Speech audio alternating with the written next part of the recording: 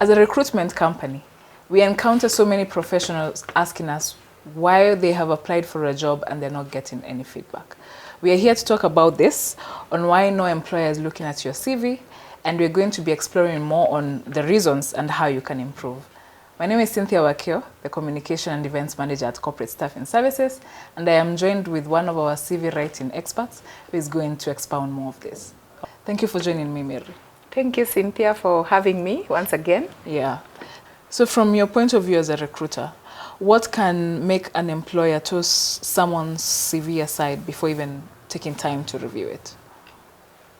Well, I can say, first of all, it's unfortunate that indeed some CVs could be tossed aside. And that is if the candidate has not been intentional with making themselves visible or their CVs visible to the employer. So one of the things that I can speak about that makes this happen, number one is grammatical errors. If your CV has grammatical errors, so it is very important for you to get to read through your CV to ensure that you try and omit as much as possible. Another thing that is very key is in terms of the format that you have used for your CV. There is a way ideas or information should flow in your CV, so ensure that the format is visible enough and someone can be able to be attracted to read what is inside.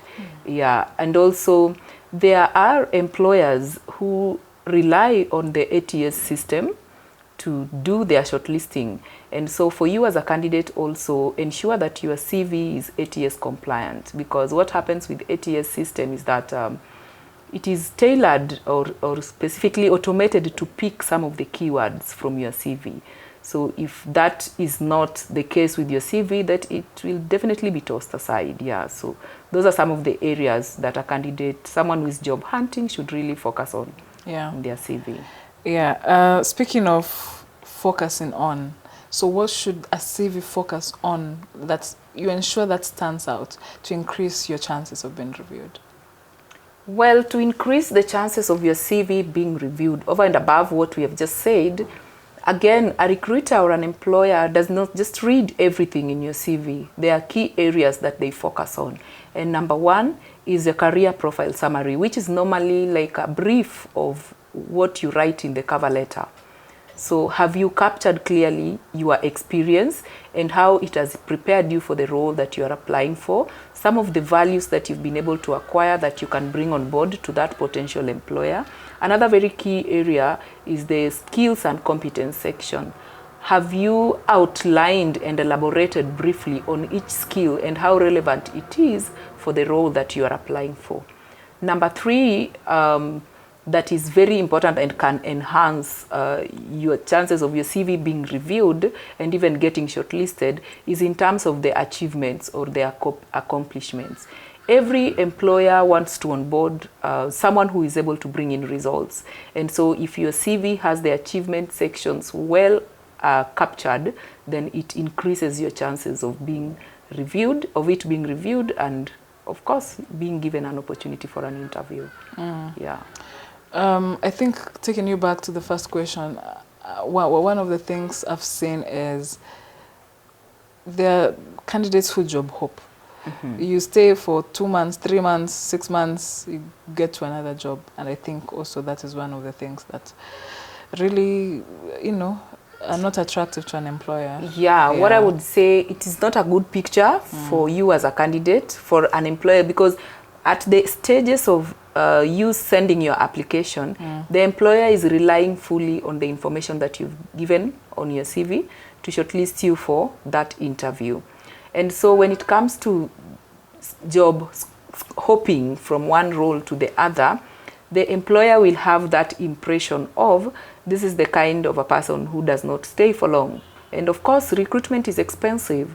So as a candidate, again, it calls for you to ensure that that is well captured in your CV. And if possible, let it be clear in terms of what could have led to the reasons for this short span duration you've spent in one organization to the other. Yes. Yeah. Finally, any advice would you give to professionals that are struggling to have their CVs reviewed by potential employers? They don't get feedback and they're almost giving up on, wondering how does this work? Yeah. indeed it can be discouraging, sending out more than 100 applications in a month, and you end up not even getting an invite, one single invite for an interview. And generally what makes this to happen, it can be, number one, because either your CV is not professionally selling you out for the positions that you're applying for. So number one, it calls for you to seek for professional advice for CV revamping to ensure that it is indeed selling you out for the opportunities that you're targeting. Number two, your CV could be professionally done, yes, but you have not tailored it to match the job description.